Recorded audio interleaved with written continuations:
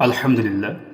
বিএনপির কেন্দ্রীয় নেতা জনাব রুহুল কবির রিজভী তিনি জামাত ইসলামের আমির ডক্টর শফিকুর রহমান সম্পর্কে বলেছেন যে এই বৃদ্ধ মানুষটি শত্রুর বিরুদ্ধে তিনি যে সুন্দর করে কথা বলেন এবং তার যে আচার ব্যবহার এবং বিপদগ্রস্ত মানুষের পাশে তিনি যেইভাবে দৌড়ে গিয়ে দাঁড়ান, তাতে দিনে দিনে আমি যেন ডক্টর শফিকুর রহমান সাহেবের, জামাতের আমির, ওনার অন্ধ ভক্ত হয়ে যাচ্ছে।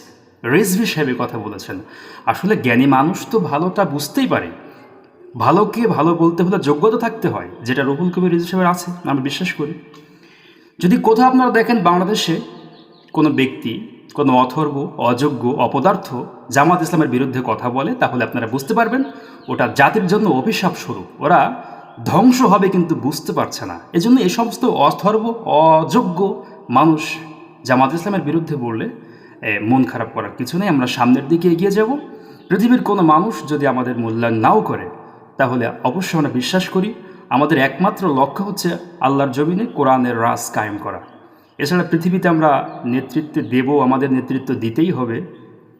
এছাড়া পৃথিবীতে চাওয়া পাওয়ার আমাদের কাছে কিছুই নেই। আমরা আল্লাহ পাকের কাছে পরকালটাই চাই। দুনিয়ার শান্তি যদি আল্লাহ পাক দেন তাহলে আলহামদুলিল্লাহ।